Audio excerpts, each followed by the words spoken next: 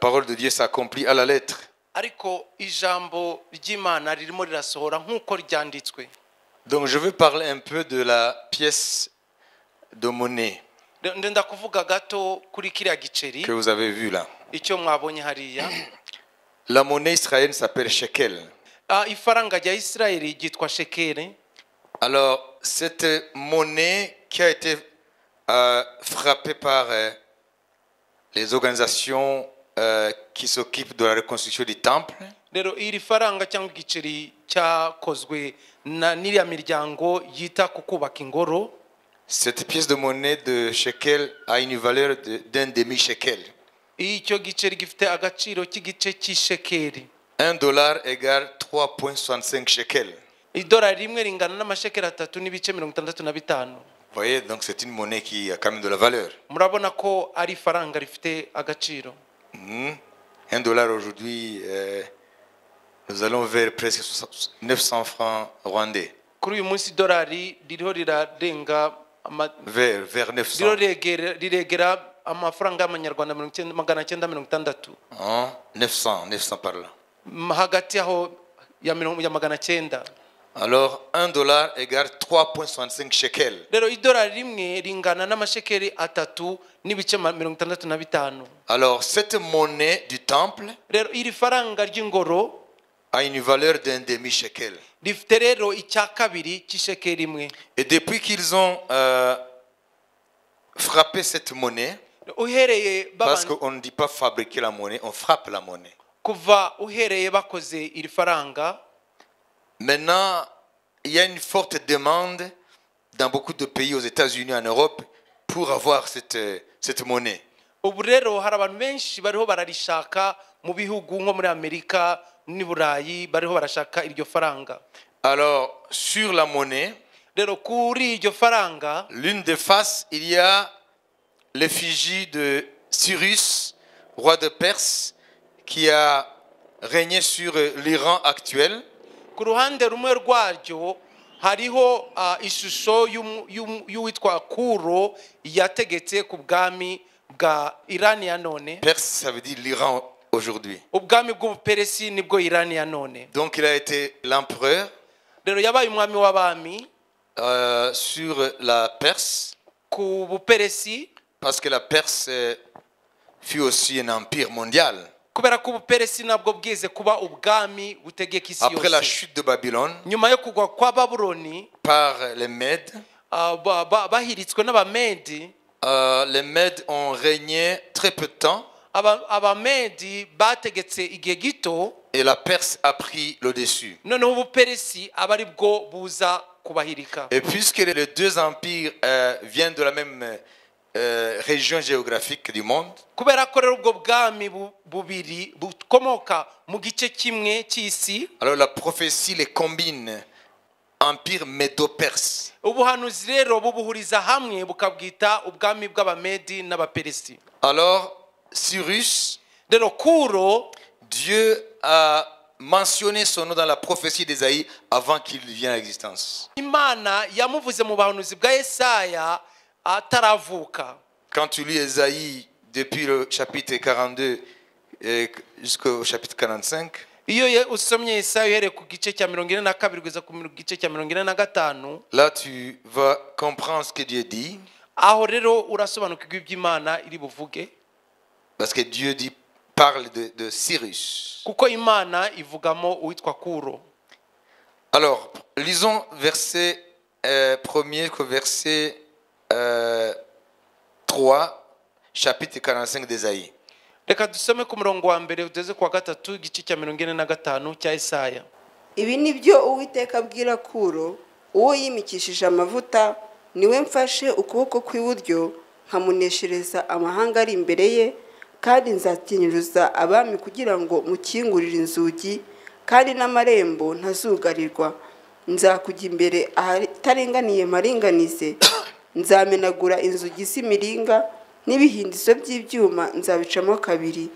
Nzaguha ubutunzi burimo umwijima n'ibintu bihishwe ahantu hiherereye, kugira ngo umenye ko ari jye Uwiteka uguhamagara mu izina ryawe, ni jyewe Mana ya Isirayeli. Amen. Amen. Voilà, ici c'est la prophétie de Cyrus. Hano havugwa n'ubuhanuzi ku witwa Kuro. Lorsque Ésaïe a prophétisé Igihe Yesaya yahanuraga sur la venue de Cyrus, ku kuza kwa Kuro, Cyrus n'était pas encore né. Kuro ntabwo yari bwakavuke. Ça veut dire entre le livre d'Ésaïe Hagati y'igitabo cya Yesaya et l'avènement de Cyrus, no kuza kwa Kuro il y a 250 ans. harimo imyaka 250. Vous voyez la pertinence de la prophétie. Murabona ukuntu ubu buhanuzi butumbiriye koko. Dieu a même nommé le nom de ce monarque qui autorisera le retour des Juifs dans leur pays. Imana yamvuze ndetse n'izina ry'uyu mwami azatuma abayuda bagaruka mu gihugu cyabo. Alors, voyons quand Cyrus a accédé au trône de la Perse qui est l'actuel Iran. Nono turebe igihe uyu Kuro yageraga ku ntebe y'ubuperesi ariyo Irani ya none. Ce qu'il a fait. Icyo yakoze ni 2 Chroniques 36, 22, 23. Turebe Ingoma ba kabiri Est-ce que 22. vous aimez les Écritures? Mukunda ibyanditswe? Si tu veux la joie de l'esprit, il faut aimer les Écritures. Niba ushaka umunezero w'umwuka ukwiye gukunda ibyanditswe. Hanyuma mu mwaka wa mbere w'ingoma ya Kuro umwami w'Uperesi, Uwiteka atera umwete umutima wa Kuro umwami w'Uperesi ngo ijambo Uwiteka yavugiye mu kanwa ka Yeremiya risohore, ategeka ko bamamaza itegeko mu gihugu cye cyose. Araryandika ati, Kuro umwami w'Uperesi aravuze ati, Uwiteka Imana nyir'ijuru yangabiye ubwami bwose bwo mu isi, kandi yanyihanangirije kuyubakira inzu i Yerusalemu h'i Buyuda. None umuntu wo mu bantu bayo wese uri muri mwe, Uwiteka Imana ye ibane nawe kandi azamuke. Amen. Amen. Vous voyez? Donc Cyrus ici accomplit la prophétie. Kuro hano arimo gusoza ubuhanuzi. Ça veut dire Ésaïe a prophétisé jusqu'à son nom. Ngo Yesaya yahanuye kugeza avuga izina rye. Et Jérémie a prophétisé hanyuma Yeremiya nawe ahanura la durée de captivité à Babylone. Igihe ubwoko bw'abayuda buzamara buri mu bunyage i Babuloni. 70 ans de captivité. Imyaka 70 y'ubunyage. Qu'on appelle la petite diaspora. Ari byo bita ubunyage bw'igihe gito. Et après 70 ans, nyuma rero y'imyaka 70, Jérémie prophétise Yeremiya ahanura que Dieu va les faire revenir dans leur pays. Ko Imana izazibagaru ikabagora mu gihugu cyabo. Alors Ésaïe lui mentionne même celui qui sera l'instrument de Dieu. Yesaya rero agezaho avuga n'izina ry'uzaba igikoresho cy'Imana. Ça veut dire Cyrus. Nuvuga ngo uwitwa Kuro. Alors ici nous le voyons hano rero turi mu kubibona que ça s'est accompli à la lettre. Byasohoje nk'uko byanditswe. Lorsque Cyrus est parvenu au trône de la Perse, igihe Kuro yageraga ku ntebe y'ubwami bw'Abaperesi, ici on nous dit la première année de Cyrus. hano batubwira ngo umwaka wa mbere w'ingoma ya Kuro. Il n'a pas attendu 2-3 ans. Ntabwo yategereje iya wa kabiri wa gatatu. La première année, aba umwaka wa mbere il a accompli la prophétie. yahise asohoza ubuhanuzi. Et la première contingent des Juifs est parti avec sous la conduite de Zorobabel. Igice cya mbere cy'abayuda bahagurutse basubirayo iwabo bari bayobowe n'uwitwa Zorobabeli. Et les autres avec Esdras, etc. Abandi na Ezira n'abandi gutyo. Donc en différentes étapes. Ni mu byiciro bitandukanye. Donc ils sont retournés en Judée pour rebâtir le temple. Rero bagarutse Yudeya kongera kubaka ingoro yabo. Alors lorsque l'Institut du Temple avec d'autres organisations religieuses juives rero igihe iki kigo cyo gishinzwe kubaka ingoro n'indi miryango y'abayuda ishinzwe iyo mirimo ont décidé de frapper une monnaie, igihe bafata icyemezo cyo gukora ririya faranga, il y a une grande révélation. harimo ihishurirwa rikomeye. Parce que cette monnaie a été frappée, c'est l'année passée. Kubera ko iri faranga ryakozwe umwaka ushize. Après que Trump ait reconnu Jérusalem. Nyuma yuko uriya Perezida Trump yemeye Yerusalemu. Vous voyez, si vous regardez très bien, il y a l'image de deux hommes là. Murabibona mubirebye neza hari amashusho y'abagabo babiri. Ici vous voyez la tête de Trump. Mu ruhande rwa hano murabona umutwe wa Trump. Et là, vous voyez une autre tête, c'est la tête de Cyrus. hirya ye murabona uwundi mutwe uwo witwa Kuro, Cyrus que nous venons de lire dans la Bible. ariwe turangije gusoma hano muri Bibiliya. Pourquoi est-ce que les organisations religieuses qui sont impliquées dans la reconstruction du troisième temple ont pu mettre l'effigie de ces deux personnes sur la face, l'une des faces de la monnaie? Kubera iki iyi miryango ishingiye ku idini irakora umurimo wo gutegura ibyo kubaka ingoro bashizeho aba bagabo bombi kuri iki giceri? C'est parce que les deux ont été favorables à Israël. Nukubera ko bose bagize uruhare rwiza kuri Isirayeli. Ça veut dire Cyrus a permis aux Juifs de retourner chez eux et de rebâtir le temple de Jérusalem. Nuvuga ngo Kuro yatumye abanyisirayeli bagaruka iwabo bakubaka ingoro. Et Trump de notre temps, Trump muri iki gihe cyacu nawe, en reconnaissant Jérusalem comme capitale d'Israël, mu kwemera Yerusalemu nk'umurwa mukuru wa Isirayeli, même s'il n'a pas pu prononcer clairement ce qui concerne le temple, nubwo ateruye ngo abivuge ku byerekeranye no kubaka ingoro, mais il y a d'autres images où il était en train de partager avec les rabbins sur la reconstruction du troisième temple. ariko hari ayandi mashusho agaragaza aho yari haraganira n'abarabini ku bijyanye n'amashusho yo kongera kubaka ingoro. Ça veut dire pour les Juifs Nuvuga ngo ku Bayuda qui sont impliqués dans la reconstruction du troisième temple, bari muri icyo gikorwa cyo kongera kubaka ingoro yabo ya gatatu, le même esprit qui avait animé Cyrus uriya mwuka nyene wayoboraga Kuro il y a plus de 25 siècles, hashize ibinyenjana 25, parce que Cyrus a vécu au 6e siècle avant Jésus. kubera ko Kuro yabayeho mu kinyenjana cya gatandatu mbere ya Yesu. Et en 538, Mu mwaka wa 538 les Juifs sont rentrés chez eux Abayuda bagaruka iwabo sous la conduite de Zorobabel et du souverain serviteur Josué. bayobowe na Zorobabeli n'umutambyi mukuru Yosuwa. Et les autres contingents ont suivi par après. Ibindi byiciro noneho biza gukurikira nyuma. C'est toujours selon l'édit de Cyrus. Hose ni kubw'itegeko ry'umwami Kuro. Et quand ils sont d'après les Juifs, Rero nk'uko Abayuda babivuga, je ne dis pas ici, d'après les Juifs, ntabwo ndiho ndavuga muri Bibiliya, nk'uko Abayuda babivuga, ils disent que Cyrus, bavuga ko Kuro après 2 ans, nyuma y'imyaka 2 il a commencé à changer un peu d'avis et ne pas favoriser la reconstruction du temple. yaje guhinduraka mu bitekerezo cyangwa mu migambi, ntiyongera gushigikira ukubaka kw'ingoro. Parce qu'il semble qu'il y avait des ondits qui disaient que les Juifs qui sont en Judée peuvent se rebeller contre lui.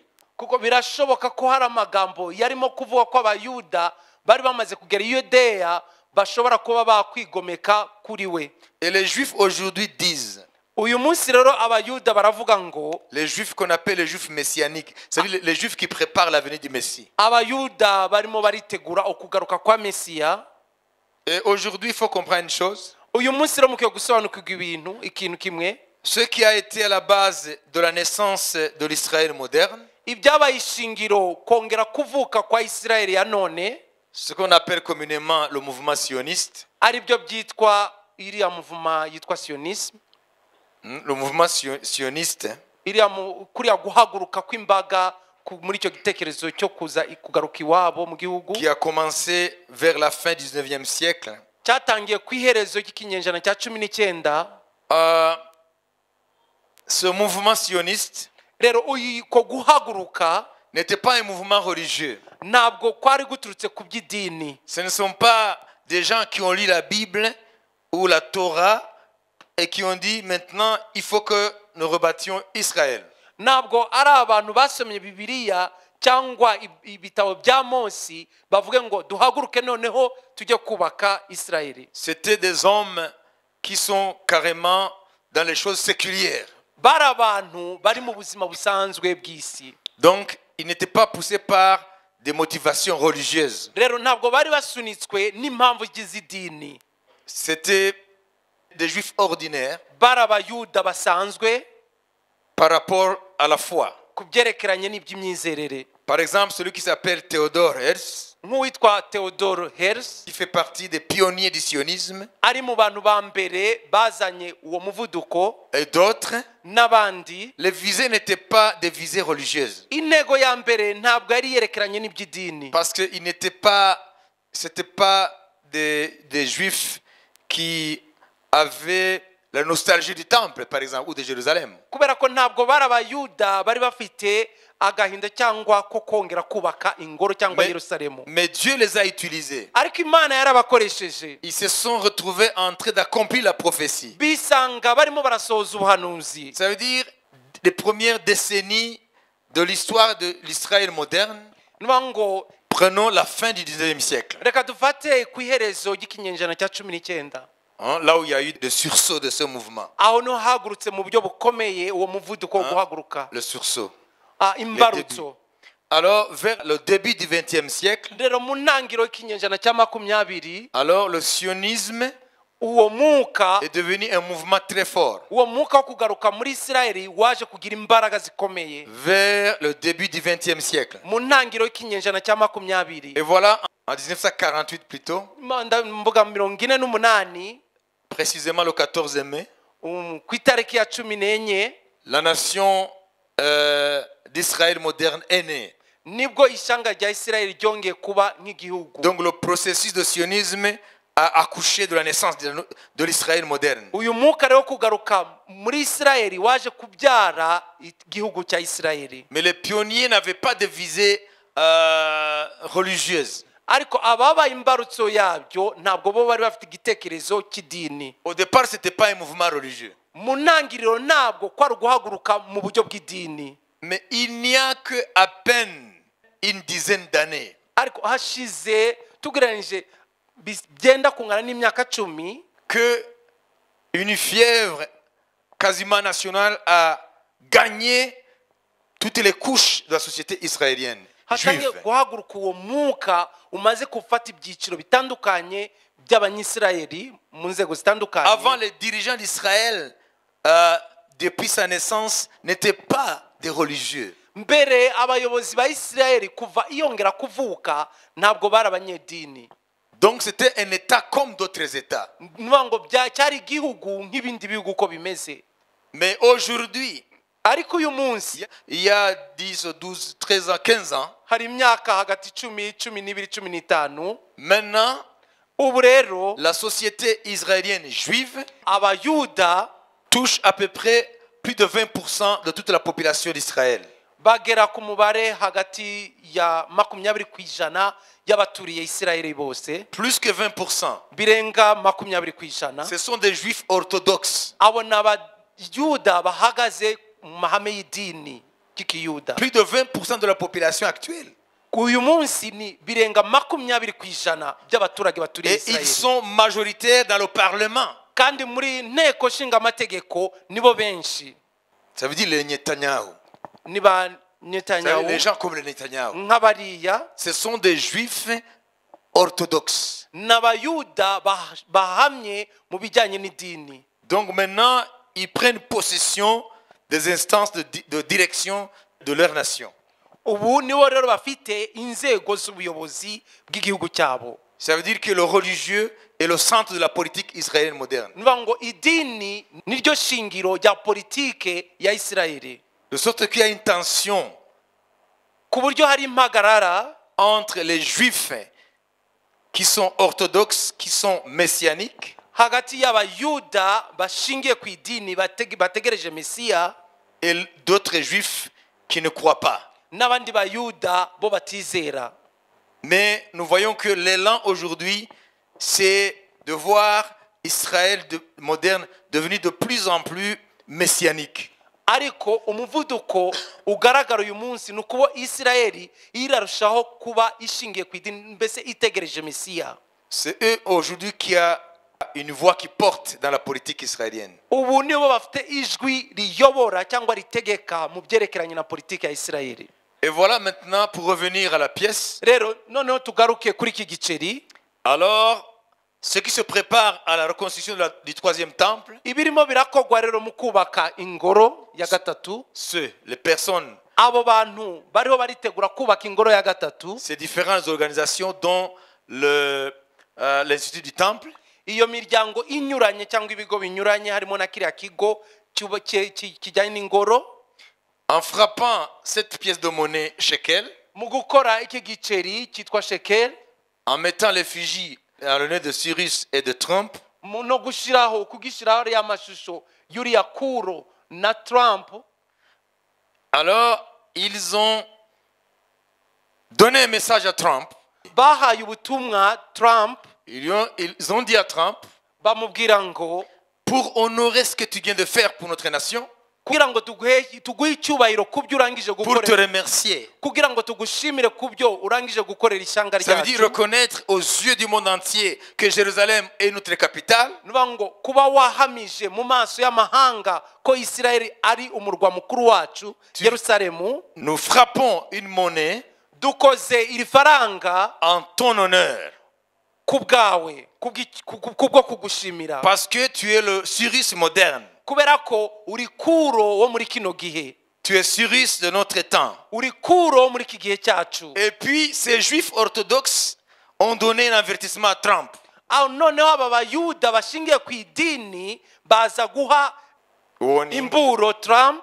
Et ils ont dit à Trump, Noneho babwira Trump, Cyrus, bamubwira ngo Kuro au 6e siècle avant Jésus, mu kinyejana cya gatandatu mbere ya Yesu, il se levait en faveur d'Israël. yahagurutse ku bw'ishyaka rya Isirayeli, Il a permis le retour des Juifs en Judée atuma abayuda bagaruka i Yudeya pour revenir à Jérusalem, kugira ngo bagaruke muri Yerusalemu, reconstruire le temple. bongere bubake ingoro Ça veut yabo, dire le second temple. nuvuga ngo ingoro yabo ya kabiri. Mais après cette décision, Ariko nyuma y'icyo cyemezo il a semblé se rétracter. yabaye nk'uwongera kwisubiraho.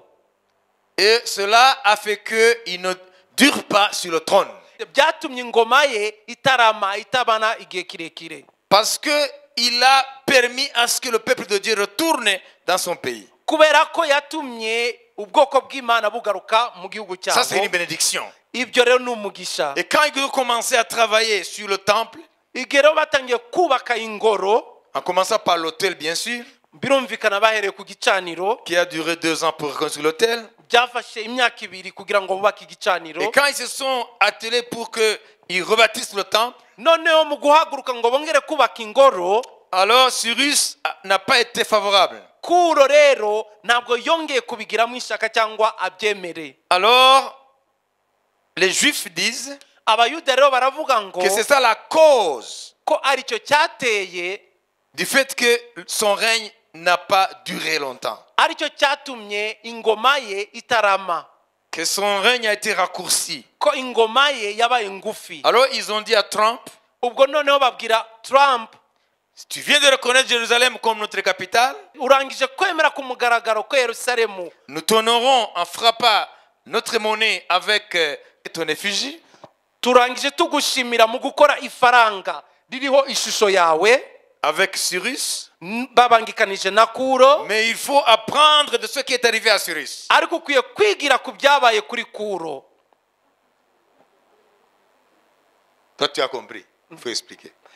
Nuvuga ngo uyu Trump baramushimiye, abayuda bamushimira ko yemeye ku mugaragaro ko Yerusalemu iba umurwa mukuru wa Isirayeli. Noneho mu kumushimira bakora ririya faranga ririho ishusho, noneho bahita bamuha agasopo, baramubwira ngo rero ibyabaye kuri Kuro nawe wirinde ntibizakubeho, kubera ko amaze gutanga itegeko cyo kugaruka i Yerusalemu, nyuma yaje kwihindukiza, noneho arabirwanya, bituma ubwami bwe buba bugufi. Noneho nawe wirinde ntibizakubeho ibyamubayeho. Vous comprenez? Mwabyumvise? Ce sont les Juifs orthodoxes qui lui ont donné cet avertissement.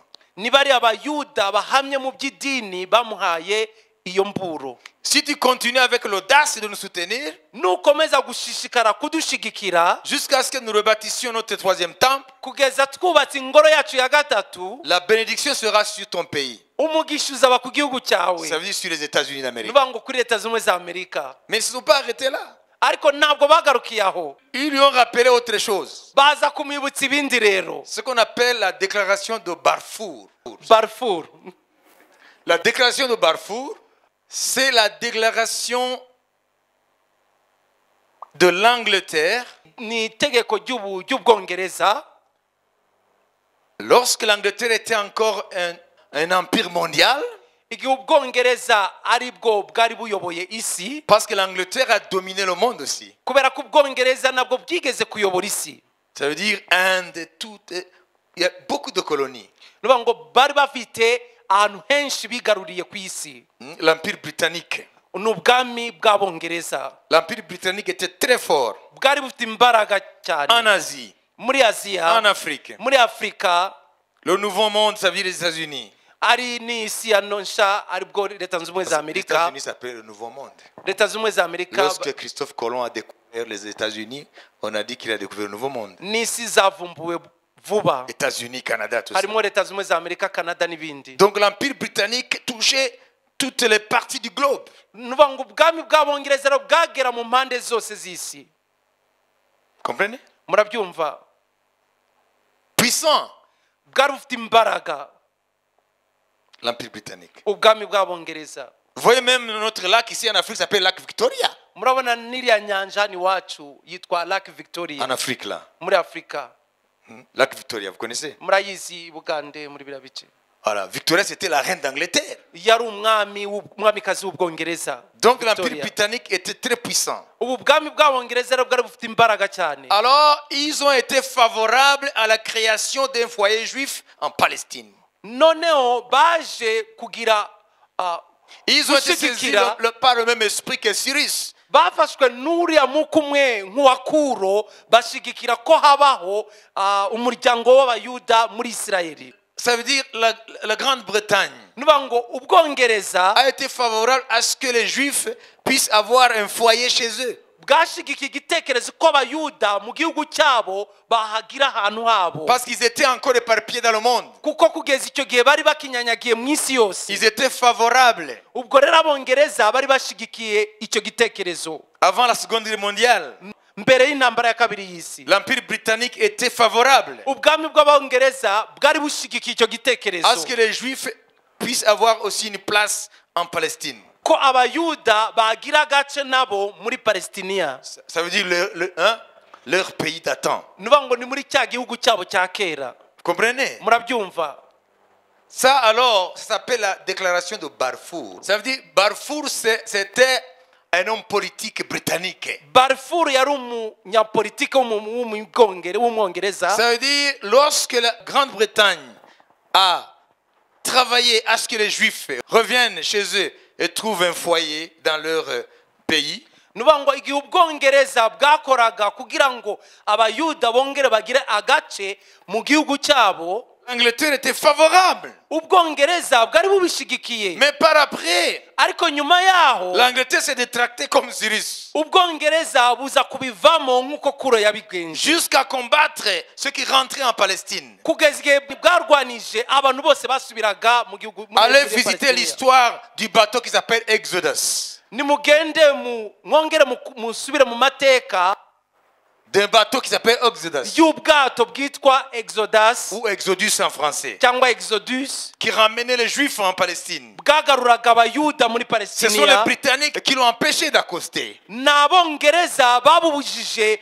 kwegera inkombe. Ils étaient favorables à ce mouvement, Bari bashigikiye uwo mwuka, mais après ils se sont retournés contre les Juifs. ariko nyuma baza kubarwanya. Alors, Noneho à partir de cette époque-là, uhereye kuri icyo gihe rero l'Empire britannique a été brisé. Ça veut dire que l'Empire britannique nuvuga ngo ubwami a bw'Abongereza perdu son influence dans le monde. buza gutakaza imbaraga zabwo mu isi. Aujourd'hui, l'Angleterre n'a plus d'influence dans le Uyu monde. munsi ubwami bw'Ubwongereza nta mbaraga bufite mu isi. Vous comprenez? Murabyumva? Tu ne sauras même pas si c'est l'actuel UK, l'actuelle Grande-Bretagne, qui était à la base d'un empire mondial dans les années passées. Ntabwo wamenya uyu munsi ko ubu Bwongereza bwa none aribwo bwabaye ubwami bw'ubwongereza bwigeze kugira imbaraga mu myaka yashize. L'Empire britannique a perdu l'une après l'autre ses colonies. Ubwami bw'abongereza bwagiye butakaza kimwe ku kindi ibihugu byari byigaruriye, Jusqu'à redevenir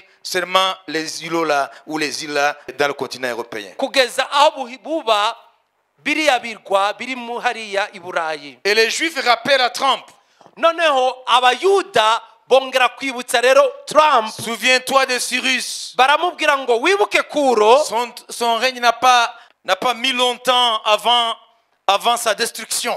ingoma ye ntabwo yafashe igihe yahise isenyuka. Ça veut dire Cyrus, nuvuga ngo Kuro en se rétractant, mu kwigarura a changé son attitude par rapport au peuple de Dieu. agahindura ibitekerezo yari afite ku bwoko bw'Imana. Lorsqu'il a cessé d'être favorable au plan de Dieu, igihe yarekaga gushigikira umugambi w'Imana, son trône n'a pas duré. ingoma ye ntabwo yashoboye kurama. L'Empire britannique, ubwami bw'abongereza en combattant le mouvement sioniste, mu kurwanya uriya mwuka wo kugaruka mu gihugu cyabo, alors qu'ils étaient favorables au début, kandi ku ntangiriro bari babishigikiye, l'Empire britannique a été brisé ubwami bw'abongereza bwaje gutakaza imbaraga, et ils ont perdu une colonie après l'autre. batakaza ibice bari bigaruriye kimwe ku kindi. L'Angleterre n'est plus devenue influente. ubwongereza ntibwongera kugira imbaraga mu isi. Alors ils ont dit à Trump, rappelle-toi Cyrus, noneho babwira Trump ngo wibukire ku bya Kuro, rappelle-toi la déclaration de Balfour. wibukire ku bya Balfour. Si tu veux éviter d'être brisé, niba udashaka gutakaza imbaraga, si tu veux éviter à ce que les États-Unis d'Amérique soient uniquement dans l'histoire et perdent leur influence dans le monde, niba udashaka ko leta zunze ubumwe za Amerika ziba gusa mu mateka ntizitakaze kugira imbaraga mu isi. c'est ça l'histoire de cette monnaie. iki giceri rero kivuga iby'ayo mateka. Qui a compris? ninde wabisobanukiwe? Ils ont félicité Trump, barashimiye Trump, mais ils lui ont donné des avertissements. ariko baranamuburira.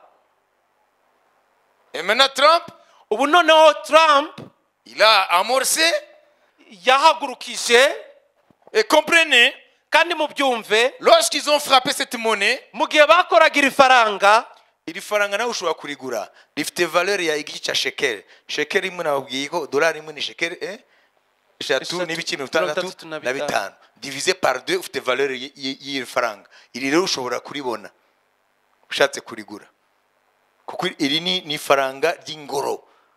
Bivuga ngo abantu bararigura za Amerika na hehe. Comprenez? mwabyumvise? Kandi iri ntago ryakozwe utaravuka, ryakozwe muri iyi minsi. Trump amaze kuvuga ya discours ngo aremeye ko Yerusalemu ari umugwa wa Israel, mu nyuma niho bariya bashinzwe kubaka ingoro gatatu bahise bakora ririya faranga. Niho bakora vuba se. Ibi rero n'ubuhanuzi buraba mu gihe cyawe. Est-ce que vous comprenez? murimo kubyumva? Amen. Est-ce que Trump va tenir compte de ces avertissements? Trump azitwararika izi mburo yahawe? Je ne sais pas. Mais ce que les Juifs orthodoxes ont dit, ariko ibyo aba bayuda bashingiye ku idini bavuze, écoutez bien, mubyumve neza, ils ont dit la déclaration de Trump baravuze ngo ibyo Trump yavuze jusqu'à déménager la capitale de Tel Aviv à Jérusalem pour concrétiser sa déclaration, kugeza aho bigeza kwimura ambasade ya Amerika bakayimurira i Yerusalemu. les Juifs orthodoxes messianiques disent aba bayuda bashingiye ku idini bategereje Mesiya que la baravuga déclaration de Trump ko ari amagambo ya Trump a déclenché un processus yahagurukije urugendo de quelque chose. rw'ikintu. Hein? Trump, en déclarant Jérusalem la capitale d'Israël, a déclenché un processus Trump mu kuvuga Yerusalemu ko ari umurwa mukuru wa Isirayeli yatangije igikorwa au sommet duquel de ce processus aho indunduro yacyo sera la reconstruction du troisième temple. ari ukubaka ingoro ya gatatu. Il faut reformuler maintenant. nuvuga ngo baramubwiye aba bayuda bashingiye ku idini ry'ikiyuda bategereje Mesiya, babwiye Trump mu kuba yaravuze ari amagambo ko ni nk'imbarutso yashizeho muri urwo rugendo ruganisha kuri icyo gikorwa aho indunduro y'urwo rugendo ari ukubaka ingoro yabo ya gatatu. Ça veut dire Trump nuvuga ngo Trump a lancé le processus qui va aboutir à la reconstruction du troisième temple. we yatanze nk'imbarutso itangira icyo gikorwa kiganisha kubaka ingoro ya gatatu. Donc les juifs orthodoxes nuvuga ngo aba bayuda bashingiye ku idini qui sont versés dans le judaïsme, bo n'abanyedini ry'ikiyuda, ces juifs qui sont versés dans le judaïsme, nuvuga aba bayuda bari mu ihame ry'idini ry'ikiyuda, ils savent pertinemment barazi neza que Trump a été utilisé par Dieu, ko Trump yakoreshejwe n'Imana comme Cyrus l'a été en son temps, nk'uko Kuro yabikoreshejwe mu gihe cye, et que l'objectif de Dieu, kandi ko intego à y'Imana travers la déclaration de Trump, binyuze mu magambo ya Trump c'est la reconstruction du troisième ni temple. ukubakwa kw'ingoro ya gatatu. Vous avez compris? Mwabyumvise? Alors, qui peut nier la véracité de la prophétie? Ninde yabasha guhakanya ukuri k'ubuhanuzi? Ça se passe à nos yeux. Birimo birasohora mu maso yacu. Mais Trump est là. Nguriya Trump hariya, Cyrus est là. Kuro nawe nguriya. Entre ces deux chefs, Hagati yabo batware babiri il y a plus de 25 siècles. hari ibinyenjana birenga 25. Mais Ariko la motivation a un même et seul objectif. ariko icyabasunitse gifite intego imwe, La reconstruction du troisième temple. kongera kubakwa kw'ingoro ya gatatu, Le retour du Messie. ukugaruka kwa Mesiya. Vous avez compris? Mwabise? Amen. Amen. Donc cette monnaie, c'est une prophétie. Rero iri faranga naryo ni ubuhanuzi Que le même Dieu qui a suscité Cyrus ko iriya Mana nyene yahagurukije Kuro a suscité aujourd'hui Trump. ariyo yahagurukije uyu munsi Trump, Au-delà de ces bonnes et mauvaises choses. utitaye ku byiza akora cyangwa ibibi, Mais il a été un instrument. ariko yabaye igikoresho. Lui aussi le dit. Buze. Quand tu lis tout le discours qu'il a prononcé, Iyo usomye amagambo yose yavuze c'est un long discours. n'amagambo maremare, Il dit en l'occurrence, ariko aravuga nk'urugero, il dit, lorsque moi je suis arrivé à la Maison Blanche, igihe jewe nagera muri Maison Blanche hein, Maison Blanche, cyangwa iriya ngoro ikirimba c'est cya la perezida, présidence des États-Unis, nuba muri perezidansi ya Leta Zunze Amerika, j'ai trouvé un dossier qui dort là nasanze dosiye isinziriye aho depuis 95. kuva muri 95. Le dossier était là. Iyo dosiye yari ihari, Et chaque président avant moi, kandi buri muperezida wambanjirije sa campagne était basée sur ce dossier. ukwiyamamaza kwe kwari gushingiye kuri iyo dosiye. Et quand je regarde le dossier, Nanjye mnyuzamije amaso muri iyo il dosiye, dit, les États-Unis iravuga ngo Leta Zunze za Amerika doivent reconnaître officiellement zigomba kwemera ku mugaragaro que Jérusalem est la capitale d'Israël. ko Yerusalemu ari umurwa mukuru wa Et Isirayeli. moi je me suis dit, Nanjye nibwira ngo pourquoi chaque président, kubera iki buri muperezida il trouve ce dossier abona iyi dosiye et il termine son mandat akarangiza ikiringo cye ou ses mandats cyangwa igihe cye cyo gutegeka sans avoir accompli ce que ce dossier demande. adasoje iby'iyi dosiye ivuga. Alors moi, Rero jewe je me suis dit, je suis mandaté pour le faire. abati jewe rero nahawe ubwo bushobozi bwo kubisohoza, Alors là, je vais le faire. noneho ndabikora. Je ne vais pas laisser ce dossier inachevé. Ntabwo ureka iyi dosiye idasohojwe. Alors je me tiens devant la face du monde. Rero mpagaze imbere y'isi yose Avec l'autorité que j'ai en tant que président des États-Unis. n'ubutware mfite n'ububasha mfite nka perezida wa Leta Je Zunze za déclare Amerika, solennellement ndamamaje ku mugaragaro que Jérusalem c'est la capitale d'Israël. ko Yerusalemu ari umurwa mukuru wa Isirayeli, Et j'ordonne, kandi ndategetse en raison de mes compétences, nshingiye ku bushobozi mfite de commencer à préparer la construction de notre ambassade, une très belle ambassade à Jérusalem. ko gutangira kubaka ambasade nziza yacu i Yerusalemu, Une ambassade digne des États-Unis. ambasade ibereye Leta Zunze za Amerika, Et vite, vite, kandi vuba il faut qu'elle soit achevée ikwiye kurangira pour que nous puissions déménager kugira ngo tubashe de kwimuka Tel Aviv à Jérusalem. tuve Tel Aviv twimukire Yerusalemu. Alors moi je fais ce que les autres n'ont pas fait. Rongozi ibyo abandi bananiwe gukora, Parce que ce dossier doit déguerpir. kubera ko iyi dosiye ikwiye kuva mu nzira. Alors moi j'achève. Jewe rero ndayirangije. Ça c'est Trump. Uwo ni Trump yabivuze. Et aujourd'hui, on lui rend honneur en frappant la monnaie à son, avec son effigie. uyu munsi rero baramushimiye mu gukora ifaranga bashizeho ishusho ye.